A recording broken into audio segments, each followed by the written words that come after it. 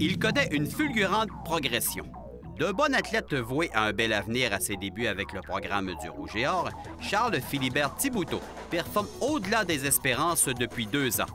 Pas besoin de vous dire qu'il va très bien. Je reviens de mon repos annuel. J'ai pris 1 mois sans course, sans sport. Là, je recommence tranquillement l'entraînement en vue des championnats canadiens de cross-country. Un athlète comme toi qui ne bouge pas pendant 1 mois doit virer fou. Oui, bien, les 3 premières semaines, je l'appréciais. J'appréciais ce temps-là à pas faire grand-chose. Mais après ça, ça a commencé à me démanger, puis il était temps que je recommence à courir. Ta progression, est-ce qu'elle est au-delà de tes espérances jusqu'à présent? Ça serait de mentir que non.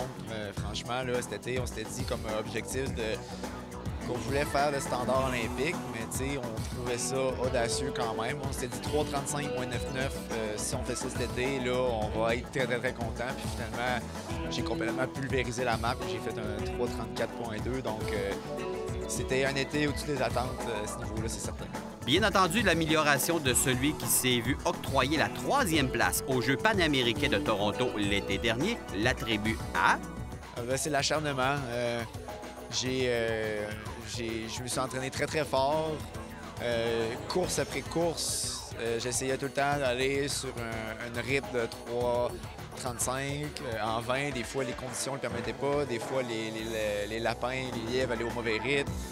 Mais quand j'ai eu la chance de faire une course de Diamond League à Monaco, qui est la course la plus rapide à chaque année, sur 1500 mètres, les temps les plus rapides au monde sont courus là à chaque année.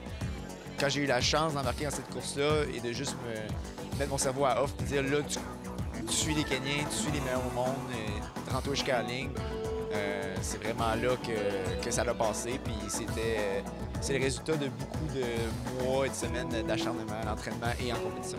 Courir le 1500 mètres n'est pas coutume ici. Donc, il devient impératif de s'informer pourquoi cette distance est si intéressante pour cet espoir canadien.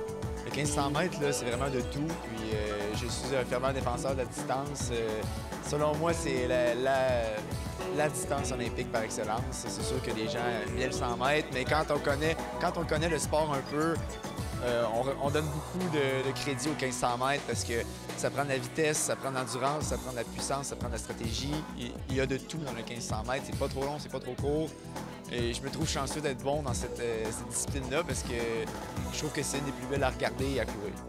Parle-moi un peu de ton expérience avec le Rouge et Or de l'Université Laval. En quoi tu es devenu un meilleur athlète et une meilleure personne de côtoyer les gens du Rouge et Or? Ça a définitivement fait une grosse différence. À être dans le Rouge et Or, je suis passé d'un athlète prometteur au niveau provincial et national à quelqu'un à la fin de mon séjour qui était dominant sur la scène nationale. Puis de pratiquer l'athlétisme dans un contexte de sport d'équipe, c'est quelque chose qui arrive seulement à l'université.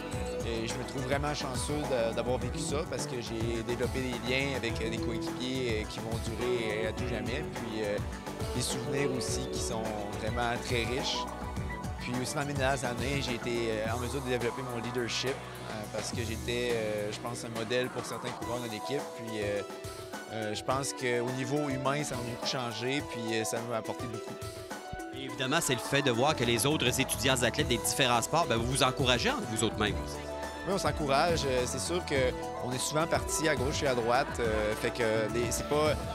On se croise un peu dans la salle de musculation, des choses comme ça. Mais là, c'est ça, on prend des nouvelles mutuellement, toujours une fois de temps en temps. Puis quand il y en a qui performent beaucoup, on le sait, puis on prend le temps de leur signifier. Puis à la fin de l'année, quand c'est le gala Rouge et Or, c'est là que ça se mélange pour vrai, puis c'est toujours super le fun.